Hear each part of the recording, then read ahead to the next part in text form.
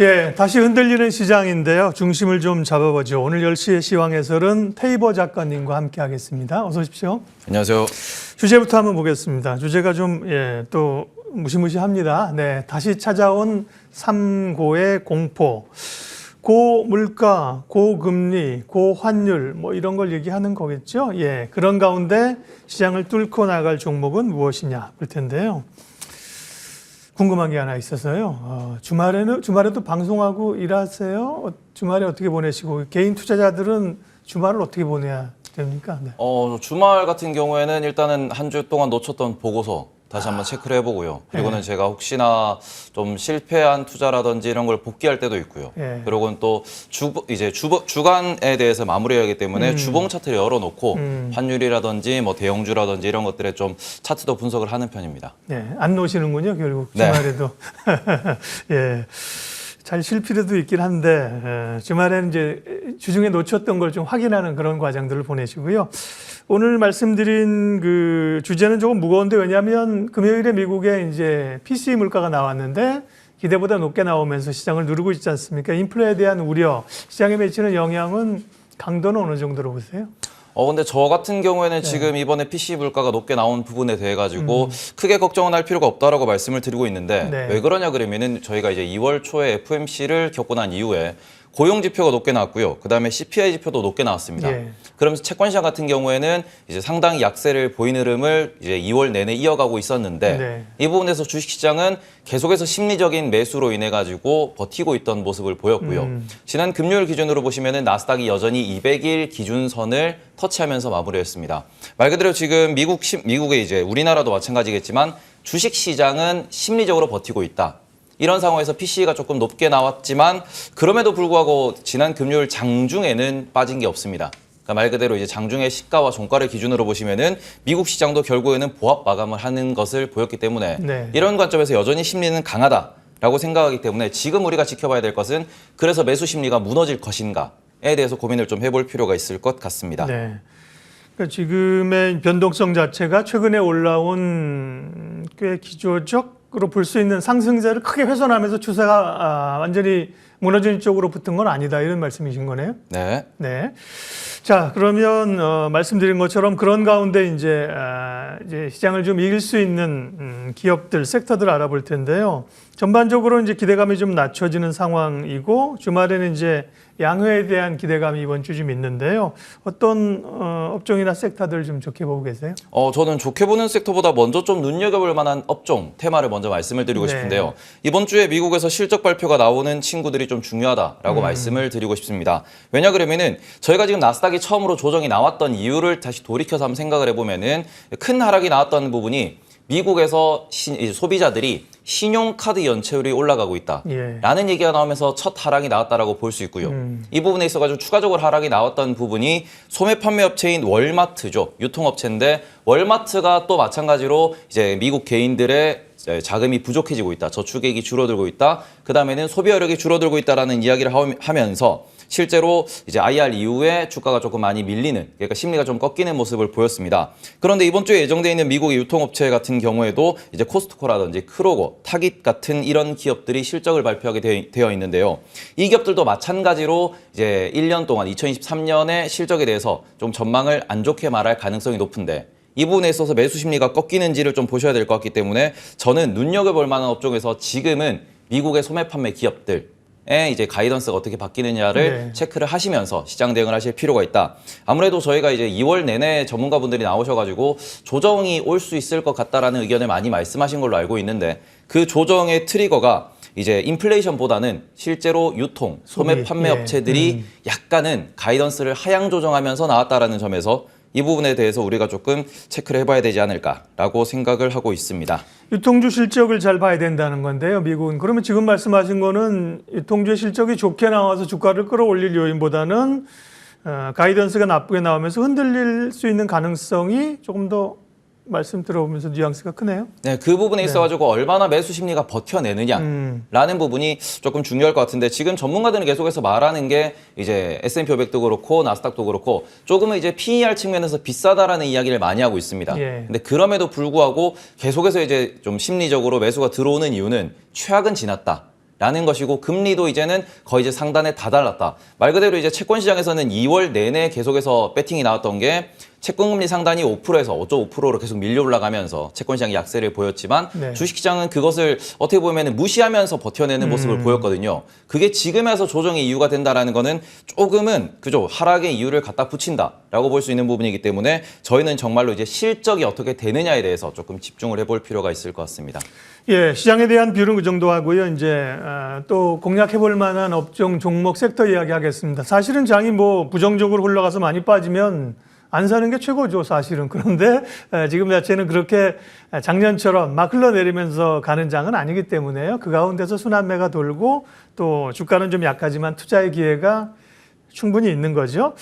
저점 매수 전략을 잘 구사하시는 우리 저점 헌터 테이버님께 눈여겨볼 만한 종목들 여쭤보겠습니다. 첫 번째는요. 네. 첫 번째는 저는 통신주. 통신주. 네, 국내에는 3사가 있죠. KT와 SK텔레콤, U+에 대해서 좀 말씀을 드리고 싶은데요. 통신주가 악재가 많은데. 네, 그죠? 최근 같은 경우는 악재가 네. 좀 많습니다. 네. 뭐 사이동 통신이 나온다. 네. 그리고는 뭐 CEO 선임 문제도 있는 상황에서 그러니까요. 예. 개인정보 유출에 대한 이슈도 조금 부각되고 있습니다. 그런데 우리가 사이동 통신이 나온다라는 관점에서 이 접근해 보시면은 인프라 투자 비용이 대한민국 전국의 인프라를 깔아야 됩니다. 그러니까 말 그대로 신규 사업자가 나와가지고 정말로 사업을 할 수 있을 것인가를 놓고 보시면은 네. 그 부분은 불가능하기 때문에 새로운 경쟁자가 나온다라는 점은 조금은 노이즈다라고 볼 수 있을 것 같고요. 예. 그다음에 디도스와 개인정보 유출 건 같은 경우에도 우리나라에서 꾸준히 제기됐던 이슈이기 때문에 이런 부분에 의해 가지고 우리가 이거를 정말로 기업의 실적이 무너질 것이다, 망가질 것이다, 이 기업이 잘못될 것이다라고 판단하는 것은 조금은 과한 판단이다. 라고 생각을 하고 있습니다. 그리고 항상 이런 경우에서 우리가 매수를 이제 분할 매수로 들어갔을 경우에는 우리가 망하지 않는 기업이다. 그리고는 이제 경기 방어에 아주 유력한 기업이다라고 하면은 결국 적정 주가를 찾아가겠죠. 그런데 기업들의 보고서를 다들 찾아보시면은 이제 주주 환원 확대, 배당 증액이라는 이슈에 의해 가지고 다들 목표 주가가 높은 상황입니다. 그렇기 때문에 지금 주가가 상당히 많이 눌려 있다라는 점을 선반영이라고 생각을 해보면은 저희가 이 부분에서 주가 하락분이 과연 과도한가 아니면 여기서 더 빠질 건가에 대해서 평가를 하시면서 좀 공부를 해보시면 어떨까 싶어서 가져와 봤습니다. 네. L사 같은 경우는 사실은 뭐 통신 장애 이런 것들로 굉장히 어려움이 많았지 않습니까? 소상인들. 그런데도 보면 매수 추천 계속 나오고 그렇더라고요. 지금 말씀하신 규제 리스크라든지 뭐 그런 CEO 리스크나 이런 거에도 불구하고 결국은 실적 봤을 때 주가가 밸류가 지금 괜찮은 구간이란 말씀이신 거잖아요. 네, 저희가 지금 통신 같은 경우에는 필수 소비재라고 봐야 됩니다. 저희가 네. 이제 뭐 이동통신이라고 하는 이런 부분이 2000년대부터 출발을 했지만 지금은 스마트폰 없이는 아무도 살 수 없는, 통신 없이는 아무도 살 수 없는 그런 인프라 안에서 우리가 살고 있기 때문에 네. 여기에서 이제 독점적인 이런 어떻게 보면은 이제 평가도 이렇게 나왔었는데 독과점이라고 표현을 할 만큼 이 기업들은 무조건 우리가 사용해야 되는 필수 소비재. 라는 측면과 그리고는 주주환원을 상당히 높은 비율로 하고 있는 기업들이라는 측면에서 좀 공부를 해보시면 어떨까라고 말씀을 드리고 싶습니다. 그럼 통신 서비스는 SK텔레콤, KT, LG U+, 크게 세 개인데요. 조금 선호도 차이라든지 혹은 이게 줄 세우기가 어려우면 조금 특징 조금만 더 얘기해 주실래요? 네. 저 같은 경우에는 여기에서 이제 배당 성향을 확대할 수 있는 여력이 있는 기업을 네. 공부해 보시면 어떨까라고 생각을 하고 있습니다. 뭐 예를 들어가지고 U+ 같은 경우에는 그동안은 3사 중에서 배당이 가장 낮은 기업이었는데 네. 작년부터 이제 배당을 확대하겠다라고 이야기를 했기 때문에 그런 점에서 배당 확대 여력이 상당히 높다라고 볼 수 있고요. 현재 당장의 배당률을 놓고 본다면 SK텔레콤 같은 기업은 배당률이 7%가 넘어가게 됩니다. 그렇기 때문에 이런 기업들에 대해서 내가 좀 선호하는 통신사의 특징이 어떤 게 있는지 보고서를 잘 읽어보시면은 기회가 있지 않을까라고 말씀을 드리고 네. 싶습니다. 배당은 뭐 KT도 많이 주는데요. 최근에 이제 구현모 지금 대표가 이제 물러나기로 하면서 약간 거기에 대한 불안감들을 좀 주고 있는 것 같습니다. 통신주들 좀 주목해 보자고 말씀을 하셨고요. 다음 넘어가기 전에 통신 장비주는 아직은 좀 아닙니까? 그러면 아까 얘기한 뭐 제사이동통신이라든지 혹은 뭐 6G 이런 얘기가 나옵니다만 통신 장비주도 일부 종목들은 사실은 좋은 리포트들이 좀 나오고 있거든요. 통신 장비주 같은 경우에는 아주 좀 많이 가려서 네. 보셔야 된다라고 말씀을 드리고 싶은데 뭐 예를 들어서 대표적인 우리가 그 김민우라고 부르는 종목 같은 경우에는 2019년도에 상당히 큰 폭의 상승이 있었습니다. 네. 근데 그 이후에 실적이 따라주지 못하면서 주가가 많이 밀리고 있는 측면이 있기 때문에 정말로 이제 5G 통신 장비 이쪽으로 우리가 좀 투자를 해보고 싶으시면은 숫자를 확인하시면서 투자를 하셔야 된다. 그렇기 때문에 조금 난이도가 있다라고 말씀을 드리고 싶습니다. 통신주 같은 경우는 이제 3사가 사실은 큰 차이 없이 저점에서 수익을 낼 수 있는 그런 기업이라면 통신 장비들은 기업별로 좀 다르다. 네. 난이도가 있다. 예. 김민우는 뭡니까? 네. KMW라고요. 약자가 김민우입니까? 네네. 네. 신선합니다. 네.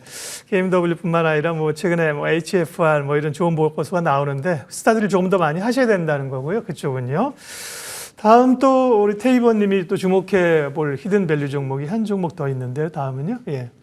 PNT라는 종목입니다. 2차 전지 장비죠. 네, 2차 전지 장비 기업인데 제가 요거를 주말 사이에 제가 이제 대본을 드렸는데 네. 오늘 아침에 공교롭게도 보고서가 하나 나왔더라고요. 일단은 2차 전지 장비 기업 중에서 이제 2022년 기준으로 가장 많은 수주가 나왔던 기업으로 볼 수 있습니다. 그리고는 지난주에 발표됐던 2022년도 전체 실적 같은 경우에는 2021년도 전년도 대비 40% 이상 성장하는 모습을 보이기도 했고요.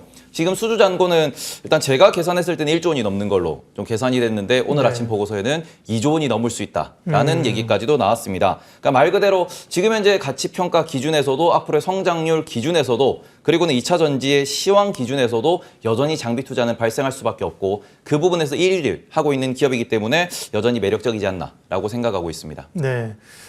BNT는 지금 2% 정도 상승인데요. 리포트가 나왔는데 소위 이제 리포트 빨로 치면 뭐 급등 안 해서 다행인 거죠. 그죠? 네. 리포트가 나오면 그날 이제 뭐 보통은 4, 5%, 6% 오르는데 그러면 사실 살 기회가 없는데요. 지금은 BNT는 밸류 측면에서 보면 어떻습니까? 이런 건 이제 아무래도 PER 이익 기준으로 좀 봐야 되겠죠? 네, 이 PER 같은 경우는 20배 근처까지 올라갔다가 네. 조금은 하락하는 모습을 보이면서 최근에는 15배, 10대 중반 정도에서 놀고 있는 걸로 알고 있는데 네. 지금 장비주 같은 경우에는 말 그대로 우리가 반도체 장비를 생각을 했을 때는 장비 투자 사이클에 대해서 우리가 좀 고민을 해볼 필요가 있습니다. 말 그대로 반도체 장비 투자가 많아지면은 반도체 장비주가 올라가고 그리고는 여기에서 장비 투자가 극에 달한다라고 하면은 선반영으로 반도체 장비주가 좀 떨어지는, 빠지는 경향이 있는데 그 관점에서 2차 전지, 우리가 소위 말하는 배터리 시황을 생각해 보면은 배터리는 앞으로 4, 5년 동안은 꾸준히 투자가 필요한 섹터다라고 볼 수 있기 때문에 이 부분에 있어가지고 이제 2차 전지 장비 기업 중에서도 꾸준한 실적과 수주가 나오는 이 기업 같은 경우에는 공부를 꼭 해보셨으면 좋겠다라고 네. 말씀을 드리고 싶습니다. 통신주, 통신 서비스죠. KT, SK텔레콤, LG U+플러스 말씀해 주셨고요. 2차 전지 가운데는 장비주 PNT를 말씀하셨습니다. 사실은 여기서 딱 끊어도 됩니다. 끊어야 됩니다. 후속 얘기는 사실은 안 해도 되는데 저희는 또 시간상 또 가야 될 시간이 있기 때문에 2차 전지 전반적인 얘기 하나만 좀 해주세요. 2차 전지가 사실 굉장히 뜨겁게 갔고, 네, 여전히 뭐 오늘도 그렇고 에코프로 같은 경우 LNF 오늘 강한데요. 장비는 이제 기업별로 매력이 있어 말씀하신 거고 2차 전지 전반에 대한 비유는 어떠세요? 지금? 2차 전지 같은 경우는 저는 약간은 좀 부정적으로 생각을 하고 있습니다. 많이 올랐다? 네. 네. 오늘 같은 경우도 LNF가 아침에 좀 기사가 하나 떴더라고요. 네. 그러면서 이제 5천억 투자 유치를 외부에서 받겠다라고 이야기를 나왔는데 제가 지금 2차 전지 관련돼 가지고 꾸준히 말씀드리는 거는 자본을 확충하는 데서 외부 투자를 많이 받을 것이다. 예. 이렇게 되면은 주식의 한 주의 가치가 희석될 가능성이 있다. 그렇기 때문에 이미 10배가 오른 섹터이기 때문에 지금부터는 성장은 하되 이 친구가 성장하는 것에 있어서 자본이 희석되는 말 그대로 희석 EPS까지도 생각을 하면서 투자를 해야 되기 때문에 예. 조금 가파른 우상향보다는 여기에서는 좀 완만한 우상향을 생각하면서 좀 안전하게 투자를 하셔야 되지 않을까라고 생각하고 있습니다. 네.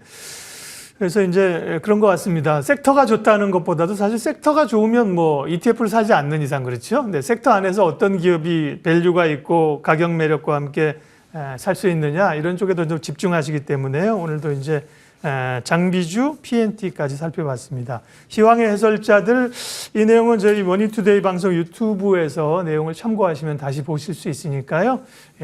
참고해 주십시오. 오늘은 테이버 작가님 함께했습니다. 고맙습니다.